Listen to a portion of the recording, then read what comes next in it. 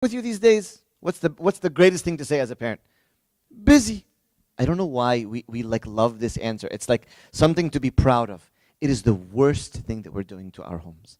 So busyness is, thank you for saying that, Nancy, because I know Nancy is a counselor. So Nancy witnesses like a deeper level of just like, okay, the kids are ignored. If you are not looking at your kids' eyes to see what they're going through, you could walk in the house, say, hey, Johnny, how was school today? It was good, Mom. And then every day, how are things going? Fine. How's your class? Fine. All right, Habibi. And you go to work, and you cook, and you clean, and you do whatever.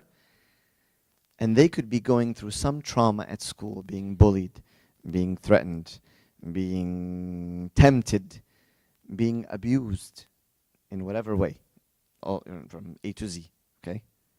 And you want to know what is the most painful thing for a parent to think that their parents never noticed?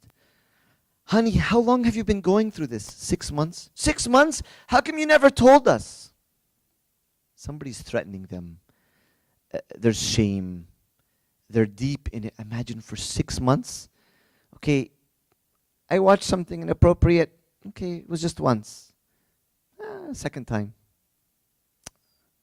One more 2 weeks later. One more 2 months later. 6 months later, I'm addicted.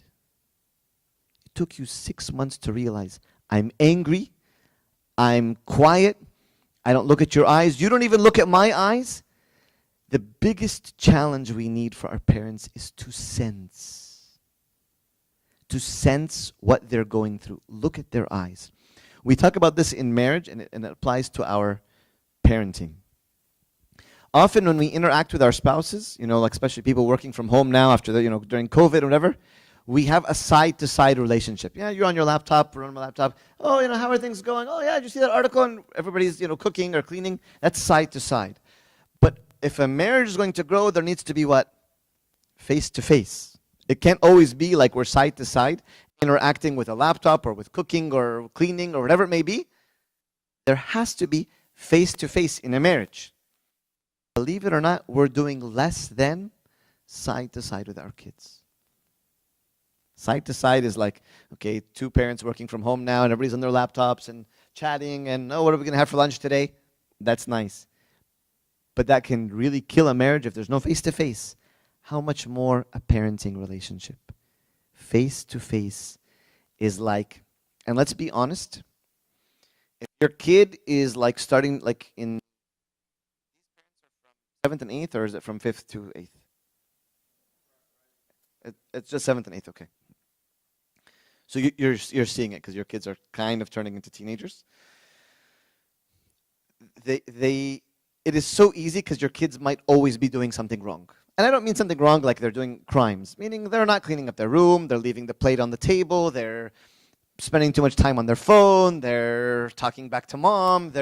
So like 10 things happened today that I said, hey, talk nicely to your mom. Hey, pick up the plate. Hey, did you clean your room? When are you going to do your homework? Do you see? And everyone's like, that was me like 4 minutes ago. Like right before I walked in the room, that's what I did. Our kids are always doing something wrong. What do I mean by wrong? Not perfect.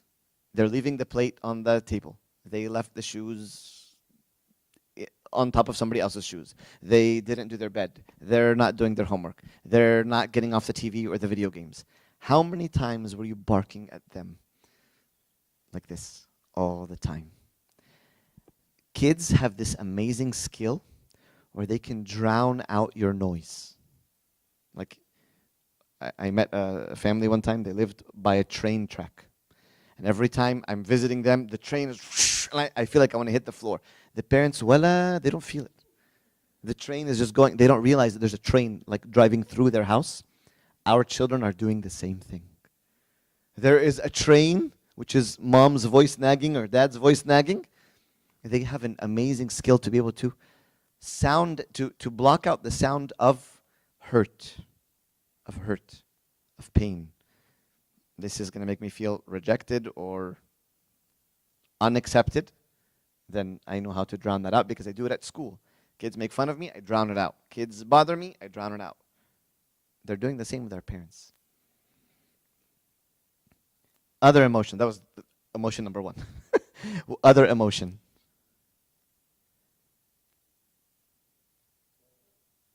Pressure.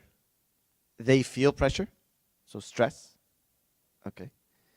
What are we doing to create stress? Let's create a scenario. Your kid, God created him or her to be a B student. They're a B student. Are they going to fail in life? Somebody tell me. Somebody be honest. Is a B student going to fail in life? Do we show our kids that B students are going to fail in life? Like, يعني A minus. What do you mean you got an A minus? Why not an A? There are B students that are, there are C students actually that are very successful. Yeah.